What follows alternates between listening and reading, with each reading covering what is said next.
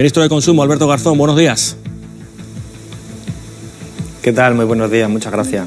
Bueno, hay muchos asuntos, pero vamos a intentar al menos ser concretos. Vamos a comenzar hablando concretamente del aceite de oliva, elemento fundamental de nuestra dieta mediterránea, con unos beneficios saludables probados. El sector del aceite de oliva, que en Andalucía, como sabemos, es muy amplio, no está de acuerdo con la calificación, digámoslo así, que se le da al aceite de oliva en el sistema de etiquetado nutricional voluntario que se pretende implantar en nuestro país. Nos referimos, para quien no lo conozca, al Nutri-Score, que es esa especie de semáforo de colores y letras que clasifican a los alimentos. Al aceite de oliva virgen extra se le había asignado la categoría C, color amarillo, muy lejos del nivel A, donde entrarían los alimentos más saludables. Señor ministro, ¿qué decisión ha tomado el Gobierno con respecto a esta demanda del sector? Sí, es importante saber, por ejemplo, como bien decíais, que el Ministerio de Consumo se dedica a las cuestiones y materias relacionadas con la protección de derechos de los consumidores, entre algunas otras más. Pero uno de los centrales ejercicios que tenemos que llevar a cabo es el de cambiar los hábitos de consumo, el de incentivar un consumo más saludable, un consumo más responsable. Por eso, uno de los ejes principales de la actividad de este Ministerio, especialmente a partir de este año 2021, es incentivar y estimular, promover la dieta mediterránea que también conocemos en Andalucía, y naturalmente el aceite de oliva es uno de los ingredientes fundamentales de ese patrón de consumo. Esto es así porque desgraciadamente se ha estado distorsionando, cada vez las personas más jóvenes particularmente pues van cambiando la dieta mediterránea por una dieta pues más basada en lo que a veces se ha llamado pues comida rápida. Eso nos lleva a datos de obesidad infantil terroríficos. 6 de cada 10 niños entre 6 y 9 años tienen algún tipo de exceso de peso, y por lo tanto promover este tipo de dieta es fundamental. El sistema Nutri-Score es un sistema de etiquetado que lo que hace es resumir en una información gráfica de un semáforo, como bien ha indicado usted, ciertos componentes nutricionales para estimular que el consumidor, cuando llega al supermercado, en vez de tener que estudiarse el etiquetado, puede ver de una forma muy sencilla, muy accesible, qué consumo es más saludable y menos saludable. Pero este sistema no es perfecto, y este sistema tiene un déficit en aquellos ingredientes que solo tienen un ingrediente, es decir, aquellos productos que solo tienen un ingrediente, como es el caso del aceite. Por eso, desde el Gobierno, sabiendo que es necesario aprobar el Nutri-Score, porque es una herramienta muy útil para mejorar esos hábitos de consumo, lo que hemos llegado es un acuerdo con las distribuidoras, y hemos llegado a un acuerdo para que el aceite de oliva no se vea en ningún caso perjudicado, y para que no se vea en ningún caso obligado de tener que poner un etiquetado que, mientras lo mejoramos, porque estamos en conversaciones internacionales con otros países que lo tienen implantado, como Francia o Alemania, mientras eso sucede, pues naturalmente que no haya una desinformación, y la desinformación sería considerar que el aceite es perjudicial, cuando es todo lo contrario, es un elemento central que queremos promover. Señor ministro, muy buenos días. Entonces, efectivamente, se va a sacar al aceite de oliva, digamos, de este sistema Nutri-Score de etiquetado, que, como decimos, es voluntario de momento para los productores, pero en algunos países, como usted comenta, efectivamente, Francia, Holanda, Alemania, ya se está implantando. Entiendo entonces que es importante sacarlo cuanto antes al aceite de este semáforo, porque desde luego le hace un flaco favor al sector de cara a las exportaciones, ¿no? Claro, nosotros somos conscientes de que ya está aprobado en países muy importantes que son mercados de exportación centrales para el sector del aceite, como puede ser, por ejemplo, Francia o Alemania, que son mercados muy grandes, y allí las distribuidoras pueden obligar al aceite a tener que poner el Nutri-Score con ese indicador mal confeccionado. Por eso es importante hablar, como estamos haciendo desde el Ministerio de Consumo, y negociar para que se excluya en esos otros países. Lo que garantizamos de momento a nivel nacional, desde luego, es que en ningún caso el sector del aceite se va a ver obligado a poner una etiqueta contraria a la información científica, que es que el aceite es bueno para la salud. El aceite es bueno para la salud, y por lo tanto no puede tener una etiqueta que le diga que es malo. En ese sentido no hay ningún problema, pero además vamos a trabajar para mejorarlo, y cuando el sistema sea mucho mejor y reconozca las propiedades del aceite, entonces el sector se podrá incorporar, y no solo en España, vuelvo a subrayar, sino también en aquellos países que allí sí pueden verse obligados a ponerlo, y que evidentemente hasta que no lo cambiemos, pues en aquellos países pues desgraciadamente habrá una mala información para los consumidores de aquellos países. De todas formas, señor ministro, este etiquetado quizá tan genérico puede resultar incluso peligroso para otros productos, porque al final el consumidor pues solo se va a detener quizá en mirar el color y la letra, y muy pocos leerán las propiedades que tenga cada alimento. Bueno, lo importante aquí es entender que es un indicador que se llama sintético, es decir, que traduce mucha información y la resume en una sola imagen, en este caso muy gráfica, entre un semáforo. Esto ayuda a tomar decisiones porque la experiencia, la evidencia empírica ha demostrado que la mayor parte de los consumidores, cuando vamos al supermercado, no leemos la totalidad de los ingredientes, sino que hacemos un consumo muy inercial. Y eso nos está llevando, por otras cuestiones vinculadas al nivel de vida, en el sentido de pues, la ausencia de tiempo suficiente, pues la escasez de recursos, por ejemplo la tasa de obesidad infantil es el doble entre las familias más pobres que las familias más altas. Todo eso hace que se esté haciendo un consumo que está siendo perjudicial para la salud y también para el planeta, porque evidentemente nosotros si promovemos un hábito de consumo más saludable, y estoy hablando de la dieta mediterránea, todo el mundo que me está escuchando me entenderá, estamos hablando de aceite, estamos hablando de fruta, estamos hablando de verduras, eso no solo tiene un efecto positivo para los consumidores, sino que también lo tiene para el propio planeta por todo lo que implica la cadena de valor desde la producción hasta el consumo. El Nutri-Score es un instrumento útil, pero no es la panacea, porque además, entre otras cosas, nosotros no le podemos decir y no queremos decirle a la gente lo que tiene que consumir. Lo que le queremos decir es lo que dice la ciencia, que hay algún tipo de producto que puede ser muy barato y muy atractivo y a veces dirigido incluso hacia menores, que es malo y perjudicial porque genera problemas de obesidad infantil, puede generar problemas de obesidad en edad adulta y ya sabemos que ese tipo de problemas pues van asociados a otra serie de enfermedades pues más tradicionales, hipertensión, etcétera, que a veces son incluso empeoradoras de pronóstico de enfermedades como por ejemplo la de la COVID. Señor ministro, en otras cuestiones, en las últimas semanas hemos vuelto a ver cómo las mascarillas volvían a estar otra vez en el debate social. Al principio se nos dijo que no eran necesarias, luego que sí eran necesarias las quirúrgicas, luego que no se les podía bajar el IVA, luego resulta que sí se le podía bajar, ahora resulta que son las FFP2 las que deberíamos de usar. En Alemania, por ejemplo, ya son obligatorias para entrar en espacios como los supermercados, son mucho más caras que las otras, el IVA es más alto y cuestan mucho dinero si es una familia de 3 o 4 miembros. ¿Qué se va a hacer desde su ministerio para tratar de abaratar y de que todo el mundo tenga igual acceso a este tipo de protección? Sí, nosotros desde el Ministerio de Consumo desde el primer momento estamos preocupados, hemos estado desde el principio por la dificultad que tienen muchísimas familias por acceder a un bien que en este caso es de primera necesidad, desgraciadamente por la situación en la que vivimos. Hemos puesto en marcha políticas para incrementar la producción, hemos puesto en marcha políticas para fijar un precio máximo y finalmente conseguimos bajar el IVA. Todas esas medidas consiguieron que las mascarillas higiénicas, por ejemplo, ahora sean asequibles y para aquellas familias que no lo son, hemos conseguido también que a través de la administración pública, en coordinación con las comunidades autónomas, con los ayuntamientos, pues a los de colectivos que no tienen acceso fácil porque aunque sea un precio más asequible no llegan a poder financiarlo, pues se les distribuya gratuitamente. Ahora bien, nosotros seguimos descubriendo a través de la ciencia y los científicos cómo funciona el virus. Todavía somos ignorantes como sociedad española, europea, a cómo funciona un virus que es nuevo y la ciencia lo que está haciendo es tratar de averiguar pues cómo se transmite, cuáles son sus mejores fórmulas para transmitirse, para combatirlo y por eso están cambiando de vez en cuando las indicaciones científicas respecto a cuáles son las mejores formas de combatirlo.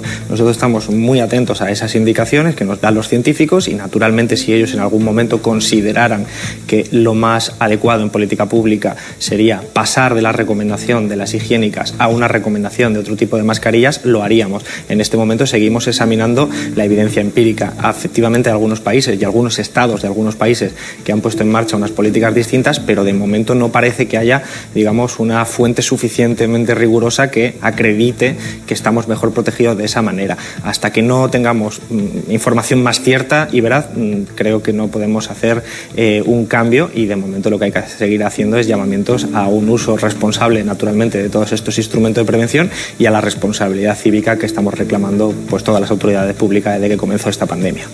Desde su ministerio acaban de aprobar la moratoria de hipotecas y préstamos al consumo para paliar los efectos de la pandemia, pero según nos llega desde muchos sectores son medidas que resultan insuficientes. Los empresarios se quejan de que están condenados a la ruina. ¿Por qué no se copian, por ejemplo, los sistemas de países como Alemania o hasta Rumanía, que incluso han aprobado ayudas directas para quienes han tenido que cerrar sus negocios? ¿Por qué no da ese paso el gobierno? Bueno, nosotros estamos haciendo un montón de ayudas directas y un despliegue importantísimo para proteger nuestro tejido social y productivo, que es un tejido fundamental para que cuando superemos la pandemia podamos reactivar la economía, recuperar todos los empleos que se hayan podido perder, y naturalmente eso pasa por proteger a todos los empresarios que en este momento pues efectivamente lo están pasando mal, y hay muchos modos de ayudar. Nosotros tenemos ayudas directas, ayudas indirectas, seguimos explorando otras vías. El abanico es enorme en todos los sectores, del sector industrial, sector turístico, todos los sectores están siendo en este momento ayudados. Naturalmente todo lo estamos continuamente readaptando, por eso las últimas reformas que hemos hecho ha sido prolongar los ERTEs, prolongar las moratorias de los créditos al consumo, de las hipotecas, porque creemos que esta especie de colchón de ayuda, aunque pueda ser para algunas personas insuficiente, y nosotros tenemos que ser autocríticos y decir, tenemos que seguir viendo cómo podemos ayudarles, y naturalmente estamos comprometidos en ese trabajo. Desde luego hay que mantener lo que ya está, y yo creo que pues hay horizontes positivos de la vacunación, hay horizontes positivos económicos, pero todavía quedan meses difíciles y tenemos que seguir explorando vías. Otros países hacen algunas medidas que nosotros no hacemos, esos otros países no hacen algunas medidas que nosotros hacemos. Al final lo importante es que sean efectivos, y de momento nosotros creemos que lo estamos siendo, aunque eso no significa negar que la realidad, insisto, como bien ha planteado usted y como bien dicen muchos empresarios, pues está siendo difícil. Pero, ministro, ¿sería usted partidario, porque lo oímos dentro del gobierno que hay algunas voces, ¿sería usted partidario de ayudas directas a los empresarios? Porque muchas veces se distingue entre empresarios y personas, cuando al final estamos hablando de pequeñas empresas que tienen 2 o 3 empleados y que no pueden salir adelante. ¿Sería usted partidario de dar ese paso?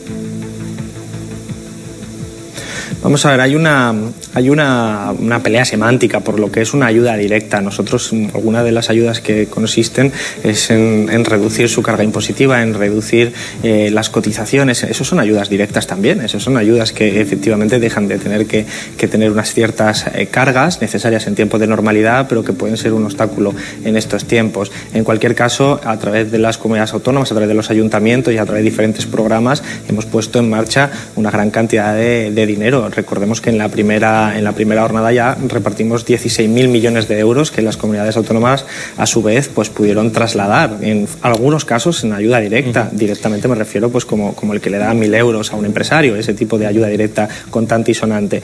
Todo eso es un dinero que proviene de un esfuerzo de toda la sociedad española. Por mucho que el origen sea el gobierno central, no podemos olvidarnos que eso es un dinero de solidaridad, de protección del tejido social y comunitario. Y vuelvo a subrayar, los fondos europeos están ahí, y naturalmente nosotros tenemos que ir, como estamos haciendo a través de los diferentes ministerios implicados, un seguimiento, porque la clave es proteger el tejido social y productivo. Es decir, en este momento lo que tenemos es una bajada de actividad económica que perjudica a las empresas, pero lo que no podemos permitir es que quiebren esas empresas, porque entonces sí que nos estaríamos quedando sin herramientas para la sociedad y sobre todo para esas familias que son las que viven de ese trabajo. Señor ministro, uno de los sectores que más está sufriendo es el turismo y la hostelería.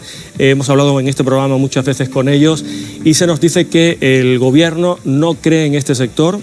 Concretamente a veces le nombran a usted porque en su día dijo que era un sector estacional, precario y de bajo valor añadido, y ellos dicen que el gobierno no cree en el sector del turismo y que fuerza de alguna manera el cambio de sistema y se le está dejando caer.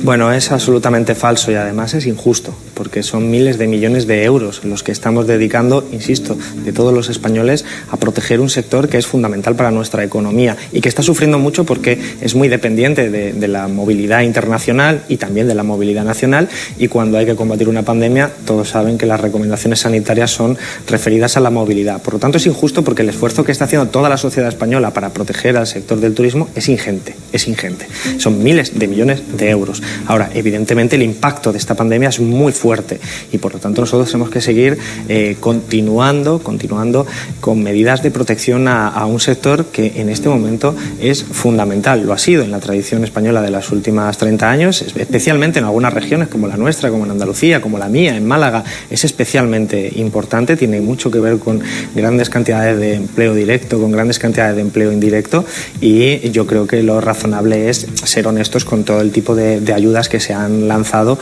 Y vuelvo a subrayar, A veces son las comunidades autónomas, a veces son los ayuntamientos, la mayor parte de las veces por cuantía es el gobierno central, pero que ese dinero son todos los ciudadanos los que estamos ayudando al sector. Naturalmente todos lo están pasando mal, especialmente aquellos sectores más golpeados, y hay que tener ese tipo de empatía. Y nosotros lo hemos dicho, hay que proteger al sector. La ministra de Industria y Turismo lo ha dejado muy claro, y naturalmente no todo el mundo puede estar satisfecho al 100%. Estamos en una pandemia, no podemos concluir eso en absoluto, pero los esfuerzos del gobierno central son enormes, son enormes. Señor ministro, el pasado mes de enero se convalidó en el Congreso el Real Decreto Ley de Protección a los Consumidores y Usuarios.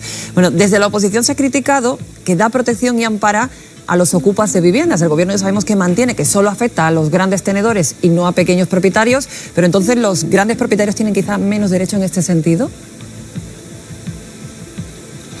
Vamos a ver, lo que se ha establecido con ese Real Decreto, que además abre una vía para que las comunidades autónomas, los ayuntamientos, todos los poderes públicos puedan proteger a los colectivos más vulnerables. Estamos hablando de vulnerabilidad económica, pero también vulnerabilidad de otro tipo, gente que no tiene acceso a una información tecnológica suficiente, gente que tiene más dificultades para comprender el contrato que se está firmando por las razones que fuera. Eso incorporaba, evidentemente, también un elemento relacionado con el derecho a la vivienda. El derecho a la vivienda aparece recogido en el artículo 47 de nuestra Constitución, y se establece que todos los ciudadanos tienen derecho a una vivienda. Efectivamente es una norma que afecta, la que hemos aprobado, que es para prohibir los desahucios, un tipo de desahucios que afecta a los grandes tenedores únicamente, es decir, no afecta a la mayoría de la gente, a la inmensa mayoría, o probablemente a todos los que nos están viendo en este momento, esta mañana, en Andalucía, no les afecta en absoluto. Solo les afecta a aquellos que tienen pues más de 10 viviendas que a su disposición han puesto en alquiler.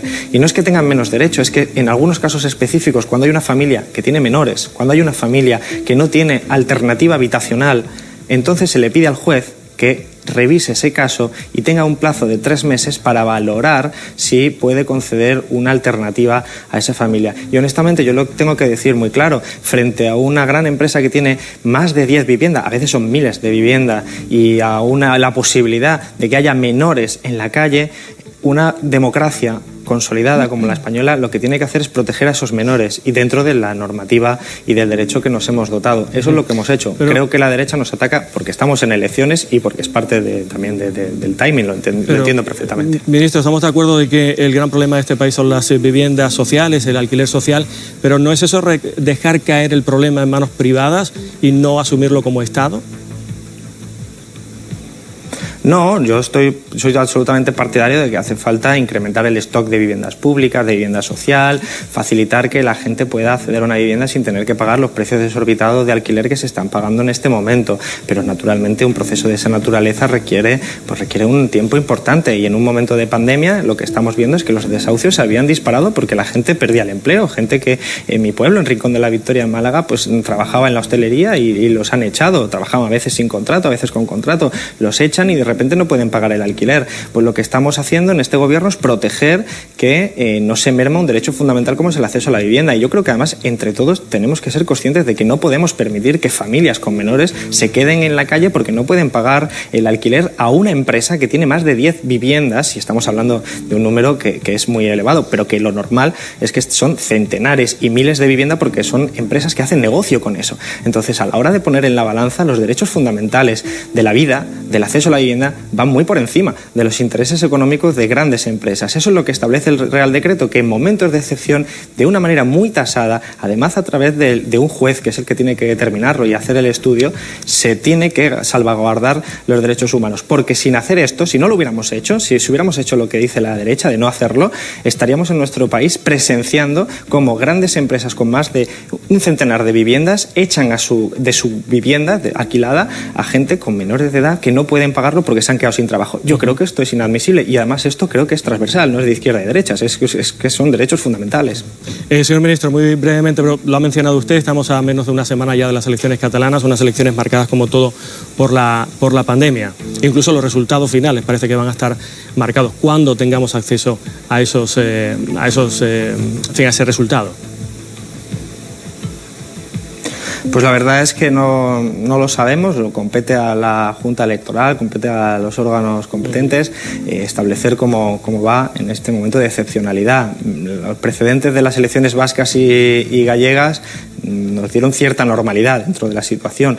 Vamos a ver si las catalanas se operan sobre esos parámetros o las instituciones competentes, en este caso la Junta Electoral, decide otra cosa. En cualquier caso, ahí está todo tasado, reglado y serán ellos los que decidan. Por cierto, durante esa campaña Vox está teniendo problemas con los violentos que están de alguna manera interviniendo y no impidiendo la manifestación pública de sus ideas. ¿Condena usted estos hechos?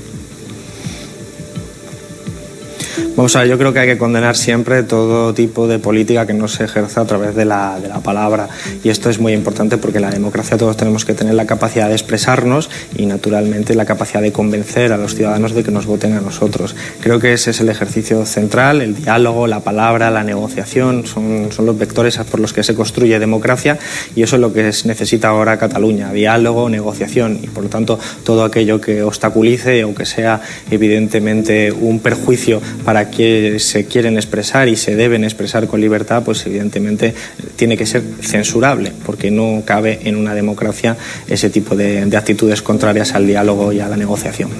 Pues Alberto Garzón, ministro de Consumo, muchas gracias por estar aquí en Despierta Andalucía, muy amable. Muchísimas gracias, como siempre.